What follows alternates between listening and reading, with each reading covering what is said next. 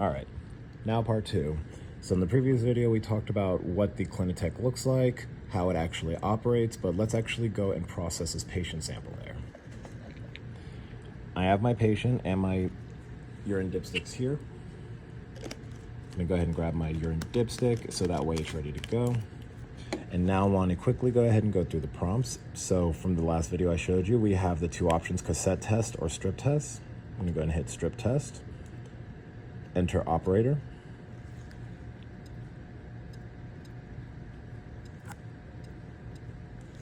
Type in my operator name. You can use your full name, your first name, your initials, what have you, as long as you put something in that you can recognize your sample from.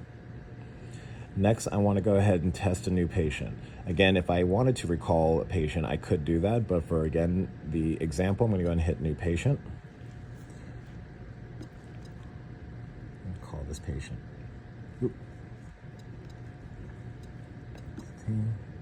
All right. Patient name, I'm going to go ahead and put the patient's ID number. I'm just going to use an arbitrary 3-digit number. And now it's going to tell me that it's ready to start. Now, again, you want to make sure that you're ready to go. You have your test strip, you have your patient sample, and you have the device all ready to go. So I'm going to go ahead and hit start.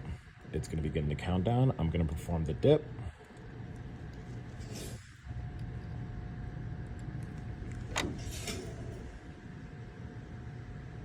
And then it's going to go ahead and pull the specimen's test strip inside.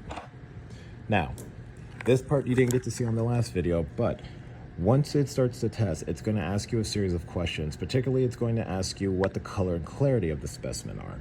So looking at mine,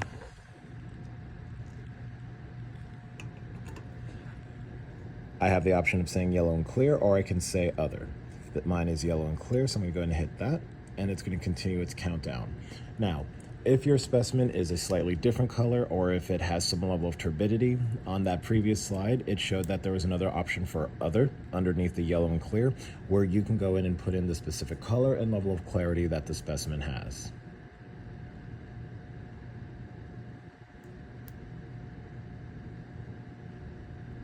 And once it times out, I can go ahead and take the urine dipstick off. What you also want to make sure is you grab a Kim wipe and you want to blot off that little ridge where the test strip sits. Only because as you're letting the test strip sit in there, once you've blotted it, some of the urine specimen can fall off on it, and you want to make sure to grab anything excess off of there. So that way when you run your next patient, it doesn't cross-contaminate. Now what it's going to do is it's going to print off this nice little sheet that has a printed version of all your results, your patient information, and username. It'll also show you all the results here on the screen as well for you to double check.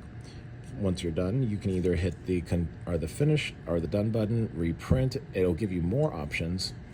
And this is going to show you some of the other items from the patient test, but really we're just concerned about the results here. So I'm going to go ahead and hit done, and it takes me right back to the home screen. There you have it. Now, from here, we have the patient printout. So this information is what you will go ahead and copy onto your urinalysis report for the Clinitek results. And when you guys are doing this, you're also going to be comparing this to the manual test, so that way you can see the difference between what the automated system has versus what the manual method does. Again, we always want to make sure they correlate.